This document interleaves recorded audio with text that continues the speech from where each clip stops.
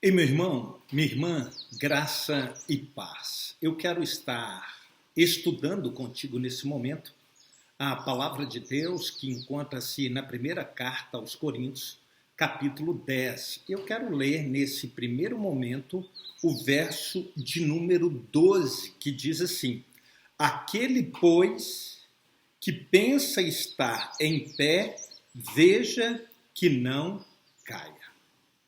Muito bem. Quando nós olhamos para esse capítulo 10, nós vamos ver que Deus usa o apóstolo Paulo para tratar exatamente do uso sábio da liberdade cristã. Mas quando nós pegamos os 22 primeiros versículos, nós notaremos que aí esse texto trata da experiência que deve ser balanceada com o critério, ou seja, critério e experiência devem andar de mãos dadas. Nós vamos notar que a igreja de Corinto, o povo daquela igreja tinha o orgulho, e o grande orgulho dessa igreja era de seu elevado grau de espiritualidade. Isso fez com que eles ficassem vaidosos de si mesmos. Quando nós olhamos o verso 12, Paulo adverte sobre o enorme perigo da confiança própria, ou seja, da autoconfiança. E apóstolo Paulo usa a nação de Israel como exemplo para advertir o povo os crentes da igreja de Corinto. Ele faz 3 advertências. Quando nós olhamos para o verso 1 ao 4, ele vai estar exatamente mostrando que privilégio não são, em hipótese alguma, garantia de sucesso.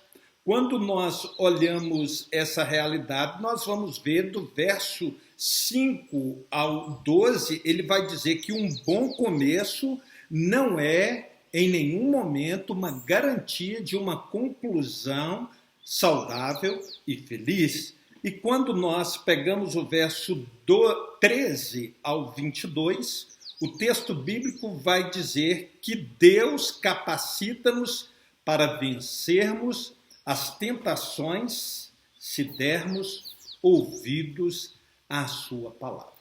Notem comigo o que diz a palavra de Deus do verso 1 ao 4. Se nós lermos prestando atenção, nós vamos ver que Paulo adverte que privilégios não são garantia de sucesso. Notem comigo, diz assim o texto bíblico: Ora, irmãos, não quero que ignoreis que nossos pais estiveram todos sob a nuvem e todos passaram pelo mar, tendo sido todos batizados, assim na nuvem como no mar, com respeito a Moisés.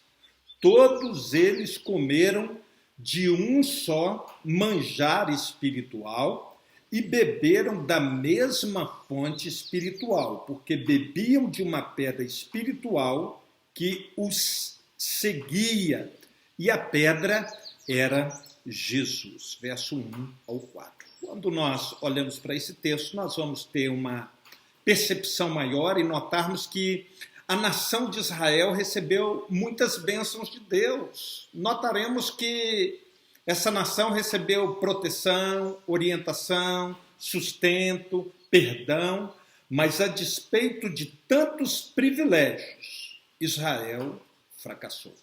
Israel foi tirado do Egito com mão poderosa. Israel tinha sido libertado do Egito pelo poder de Deus, da mesma forma que os crentes têm sido redimidos do pecado, conforme nos diz o verso 5, o verso 7 e o verso 8. A Páscoa é um símbolo da cruz, e o êxodo que Israel recebeu de Deus é o mesmo êxodo que nós recebemos através da redenção na bendita e gloriosa pessoa do Senhor Jesus Cristo. O êxodo do Egito foi a libertação da nação de Israel das garras opressoras do inimigo. Assim como nós fomos libertos das garras do diabo e do pecado por intermédio do sacrifício realizado por Cristo Jesus, nosso Senhor. Israel foi liberto, ele teve o seu êxodo. O povo de Israel se identificou com Moisés no Mar Vermelho, batismo, da mesma forma que os cristãos se identificam com Cristo pelo batismo.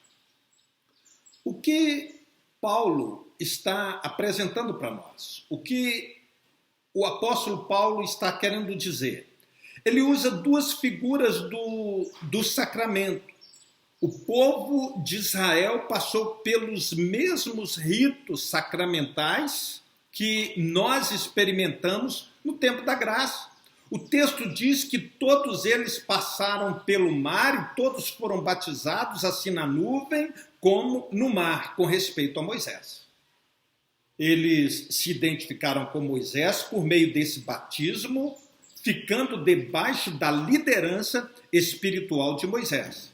Assim como nós, ao sermos batizados, ficamos debaixo da autoridade e do governo de nosso Senhor Jesus Cristo. Assim como o povo de Israel se identificou debaixo da liderança de Moisés, nós estamos identificados debaixo da liderança de Cristo. O povo de Israel comeu e bebeu alimentos espirituais e sobrenaturais do mesmo jeito que os cristãos se alimentam do corpo e do sangue de Cristo na Santa Ceia, conforme nos diz João capítulo 6, verso 63, 68 e capítulo 7, verso 37 ao 39. Eles receberam não apenas o batismo, mas também comeram de um só manjar espiritual e beberam de uma só fonte espiritual, assim como nós comemos e bebemos uma comida espiritual, o corpo e o sangue de Jesus. Eles comeram e beberam um alimento espiritual e sobrenatural. Eles também receberam o prenúncio dos sacramentos. Tanto Israel quanto a igreja experimentaram os dois sacramentos profundamente significativos. Ser batizado numa demonstração de lealdade ao guia designado por Deus e ser regularmente nutrido com alimento e bebida sobrenaturais. Esses privilégios todos devem ser analisados na expectativa de ser arrancados da escravidão, de passar por um glorioso e milagroso resgate, de passar por um batismo e de ser alimentado espiritualmente de maneira sobrenatural. Não pouparem Israel de um fragoso fracasso espiritual. Paulo é claro. Entretanto, Deus não se agradou da maioria deles, conforme nos diz o verso 5 do capítulo 10. Por que Paulo fala isso? Qual é o objetivo, o motivo de Paulo usar essa expressão, esse termo? Ele está corrigindo a vaidade, ele está corrigindo a soberba da igreja de Corinto. Paulo está evocando o exemplo negativo de Israel para dar uma exortação, para exortar a igreja. Ele está dizendo à ensoberbecida igreja de Corinto para olhar para o exemplo de Israel e ver que, a despeito de tantos privilégios que essa nação teve, Deus não se agradou da maioria deles. Para ser exato, de toda aquela multidão que saiu do Egito, eram 600.000 homens, fora crianças e mulheres. Apenas 2 pessoas entraram na terra prometida. Aquele deserto se transformou no maior cemitério da história. Deus não se agradou da maioria daquele povo. O grande problema foi a exagerada autoconfiança. E isso gerou em algumas coisas, como arrogância, soberba, altivez. Eles caíram porque confiaram que eram fortes, que eram plenos, que eram autossuficientes. Privilégios espirituais não são garantia de sucesso espiritual. O fato de você ser crente, de você ler a Bíblia, de ter sido batizado, de participar da ceia, de frequentar a igreja, de ouvir a mensagem de Deus, de cantar e orar ao Senhor, não lhe garante sucesso espiritual. Uma segunda realidade que Paulo vai apresentar para nós está no verso 5 ao verso 12. Paulo adverte que o bom início não é garantia de um final feliz. Essa realidade nós constatamos nesses versos 5 aos versos de número 12. Notem comigo o que diz o texto sagrado. Entretanto, Deus não se agradou da maioria deles, razão porque ficaram prostrados no deserto. Ora, estas coisas se tornaram exemplos para nós, a fim de que não cobicemos as coisas más como eles cobiçaram. Não vos façais, pois, idólatras como alguns deles, porquanto está escrito: o povo assentou-se para comer e beber e levantou-se para divertir-se. E não pratiquemos imoralidade como alguns deles o fizeram e caíram um só dia. 23.000, não ponhamos o Senhor à prova, como alguns deles já fizeram e pereceram pelas mordeduras das serpentes. Nem murmureis como alguns deles murmuraram e foram destruídos pelo exterminador. Estas coisas lhes sobrevieram como exemplos e foram escritas para advertência nossa, de nós outros, sobre quem os fins dos séculos têm chegado. Aquele, pois, que pensa está em pé, veja que não caia.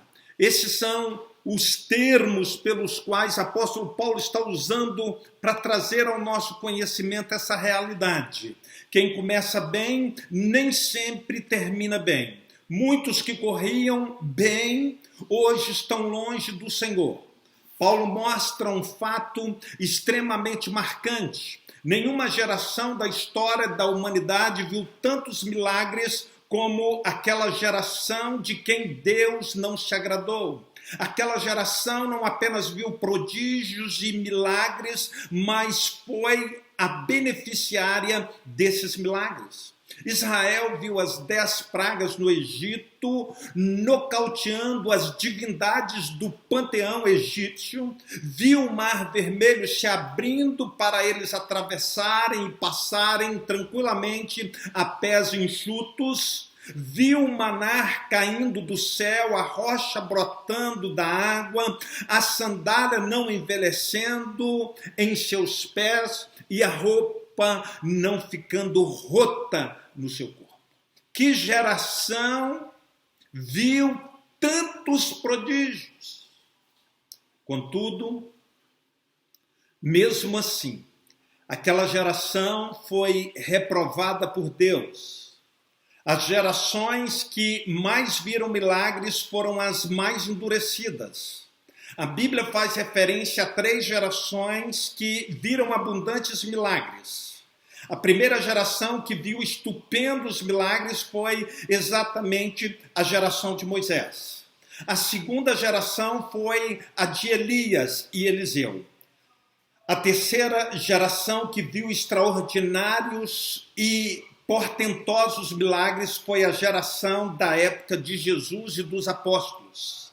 É perturbador saber que nunca houve tanta dureza de coração e incredulidade como nessas 3 gerações. Os milagres em si não podem trazer nosso coração para perto de Deus. Daquela geração toda apenas 2 homens entraram na terra.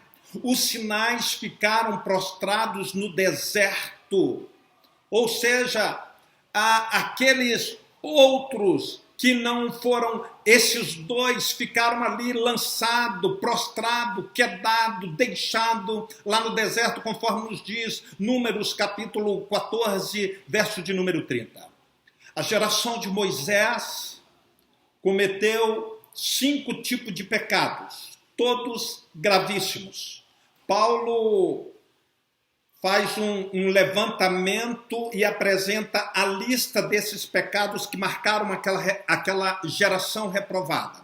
Entretanto, Deus não se agradou da maioria deles, razão porque ficaram prostrados no deserto. Ora, essas coisas se tornaram exemplos para nós, conforme nos diz o versos 5 e 6.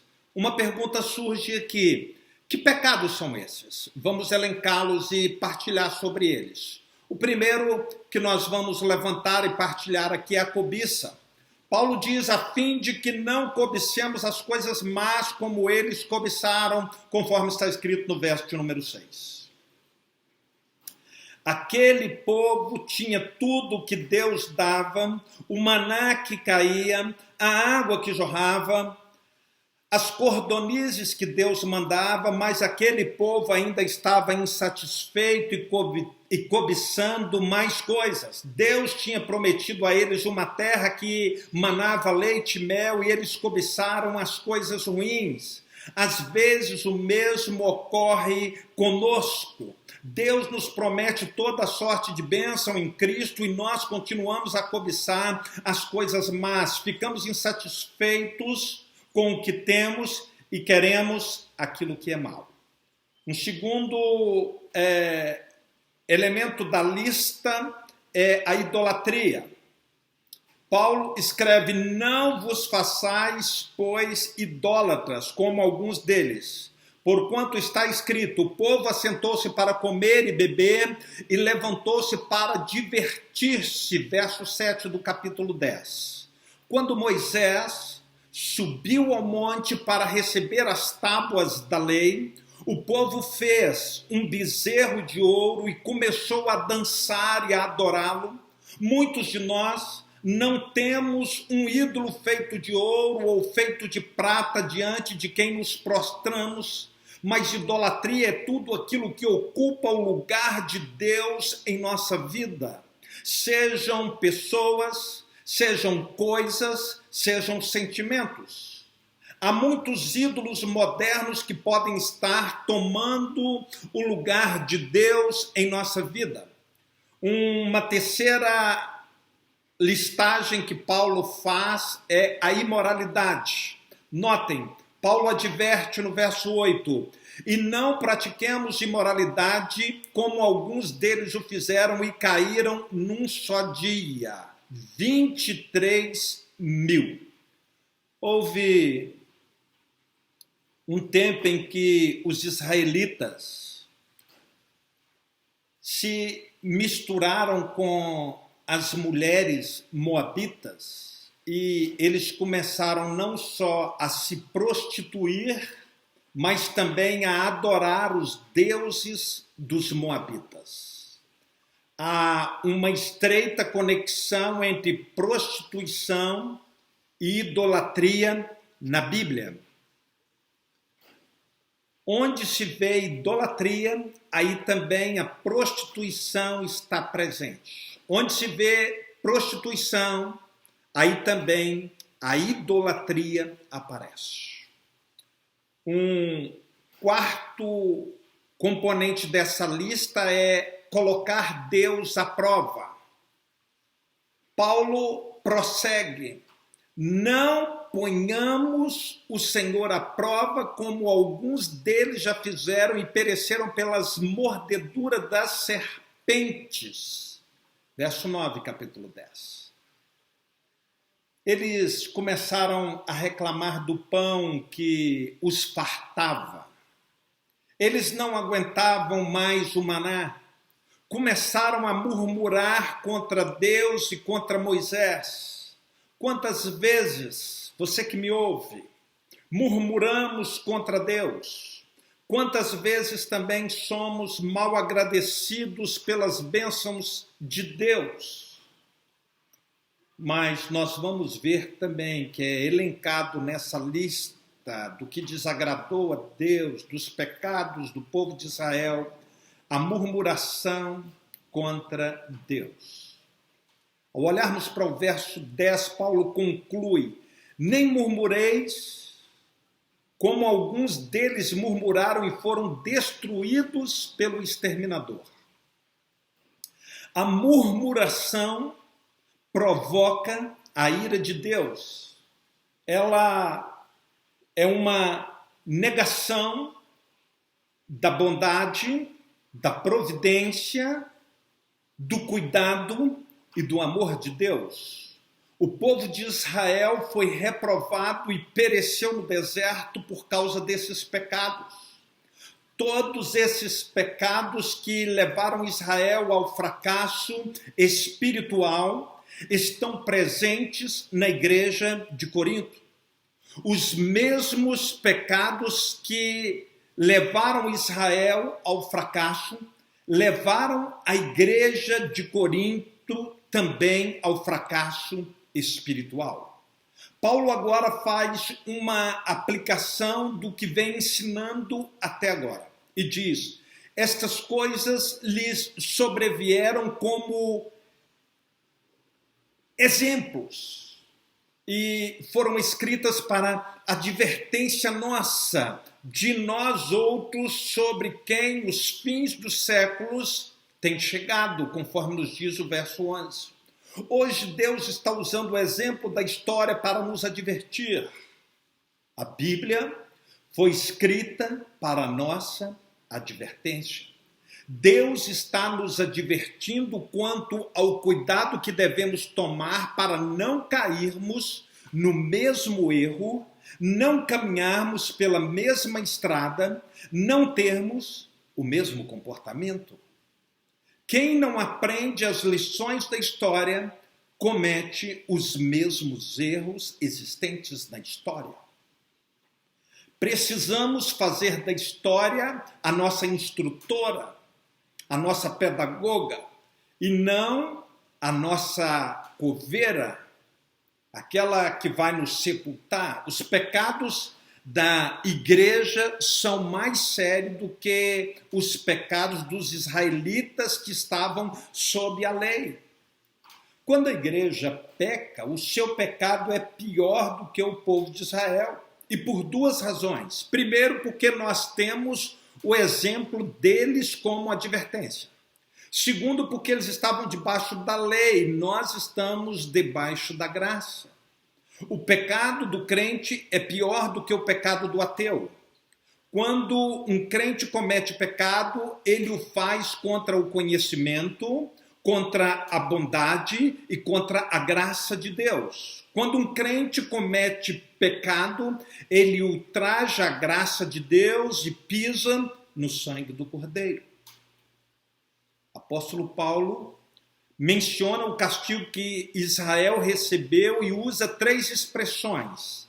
Ficaram prostrados, verso 5, parte B do capítulo 10. Caídos, verso 8 do capítulo 10. E destruídos pelo exterminador, verso 9 e 10 do capítulo 10.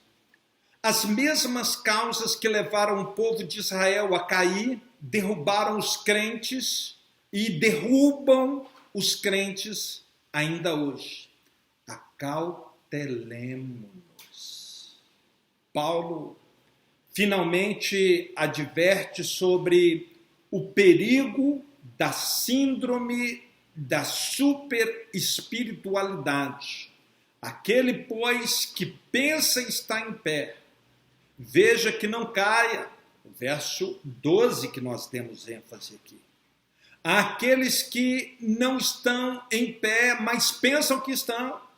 Muitos estão num terreno escorregadio e ainda estão batendo no peito e se ufanando. E Paulo adverte: aquele que pensa que está em pé, veja que não caia. E quando nós pegamos os versos seguintes, os versos 13 aos versos 22, nós vamos notar a palavra do Senhor dizendo bem assim aos nossos corações: não vos sobreveio tentação que não fosse humana, mas Deus é fiel e não permitirá que sejais tentados além das vossas forças. Pelo contrário, juntamente com a tentação vos proverá livramento, de sorte que possais suportar. O cristão deve fugir da idolatria. Portanto, meus amados, fugi da idolatria. Falo como a criterioso, julgai vós mesmos o que digo. Porventura o cálice da bênção que abençoamos não é a comunhão do sangue de Cristo? O pão que partimos não é a comunhão do corpo de Cristo?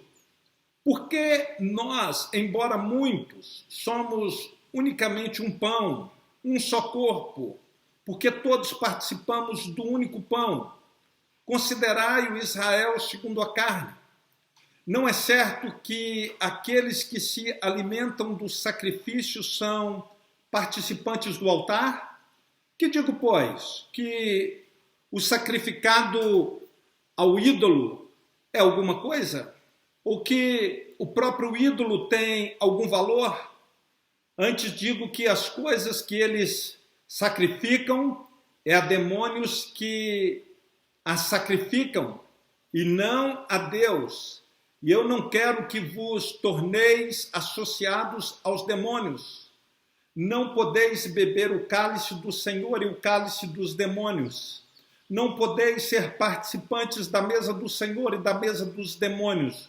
Ou provocaremos zelo no Senhor? Somos, acaso, mais fortes do que eles? Notem que aqui apóstolo Paulo está trazendo para nós um ensinamento glorioso que deve comunicar essa verdade eterna aos nossos corações. Paulo ensina que Deus pode nos capacitar para vencermos as tentações se permanecermos fiéis à sua palavra, conforme nos mostrou os versos 13 a 22. Atentemos para as palavras do apóstolo. Não vos sobreveio tentação que não fosse humana, mas Deus é fiel e não permitirá que sejais tentados além das vossas forças. Pelo contrário, juntamente com a tentação vos proverá livramento, de sorte que a possais suportar. Verso de número 13. Deus permite que sejamos tentados, provados, porque Ele sabe até onde podemos suportar. A palavra tentação mencionada nesse versículo é peirasmos, uma palavra muito mais próxima de prova, de teste, do que tentação. A tentação tem uma conotação negativa para nós. E é algo colocado no nosso caminho para nos fazer pecar, enquanto a prova é algo que Deus permite em nossa vida para nos depurar, para nos purificar, para nos fortalecer. Deus não tenta a ninguém. Deus prova, conforme diz Tiago, capítulo 1, verso de número 13. Quem tenta é o diabo. Quando Deus permite uma prova em nossa vida, é para nos fortalecer e nos conduzir à vitória. Paulo não diz que Deus vai livrá-lo da prova, mas com a prova Ele vai prover livramento. Às vezes queremos ficar livres da prova e libertos do problema. Deus não impediu que os 3 amigos de Daniel fossem jogados na fornalha, mas impediu que Daniel fosse, e nem tampouco impediu que Daniel fosse jogado na cova dos leões, nem que Pedro fosse para a prisão. Deus não impediu, não bloqueou, não barrou, em hipótese alguma. Deus não os livrou da prova, mas na prova, Paulo fala 3 coisas acerca das provas. A tentação ou a prova é um fato para todos. É inevitável. Também as tentações que nos sobrevêm não são únicas. Outras pessoas já passaram por elas. Finalmente, nós vamos notar no verso 13, Deus sempre provê uma saída para a tentação. Temos livramento divino. Paulo já tinha advertido os crentes de Corinto a fugirem da fornicação, conforme já é mencionado lá no capítulo 6, verso 18. Agora ele os advertem a fugirem da idolatria. Verso 14 diz, portanto, meus amados, fugi da idolatria. Havia sempre o perigo do crente convertido e batizado que participava da ceia do Senhor ser convidado para ir ao templo do ídolo e participar de banquetes oferecidos aos ídolos. Paulo diz que se sentar à mesa do ídolo e ter associação com os demônios. Envolver-se com ídolo é envolver-se com demônios. A idolatria é algo demoníaco. Quando se oferece um sacrifício a um ídolo, é a demônios que ele é oferecido. Moisés diz, sacrifícios ofereceram aos demônios, não a Deus. Deuteronômio capítulo 32, verso de número 17. A mesma verdade é proclamada pelo salmista. Pois imolaram seus filhos e suas filhas aos demônios, conforme nos diz Salmos 106, verso 35. A idolatria é extremamente perigosa, ela é demoníaca. E Paulo mostra à igreja a necessidade de se afastar de qualquer ritual que tenha conotação de idolatria. Paulo então passa a usar 2 ilustrações. A Santa Ceia e os sacrifícios judeus, capítulo 10, verso 16 a 22. Quando o crente participa da Santa Ceia, do pão e do vinho, ele está mantendo comunhão com o corpo e com o sangue de Cristo. Ele está entrando numa relação de intimidade bendita e gloriosa com o Senhor Jesus. Através da recordação da morte de Cristo, o crente entra em comunhão com Cristo ressurreto. Da mesma maneira, quando o crente se assenta numa mesa e come a comida sacrificada a um ídolo, ele está participando e entrando em comunhão com os demônios. Se na Santa Ceia o crente está em contato com Jesus, na mesa do ídolo, ele está em contato com os demônios. Todos os que participam do cálice, da bênção, na celebração da ceia, participam dos resultados da morte expiatória, da morte substitutiva de Cristo, conforme nos mostra o verso 16 do capítulo 10. David Prior cita João Calvino dizendo: a alma tem uma comunhão tão verdadeira no sangue quanto o vinho em contato com a boca. A aplicação é clara. Um crente não pode se tornar participante da comida do Senhor e participar da comida oferecida aos demônios sem expor a si mesmo a um grande perigo e sem provocar o Senhor, conforme verso 18 a 20 do capítulo 10 nos assevera.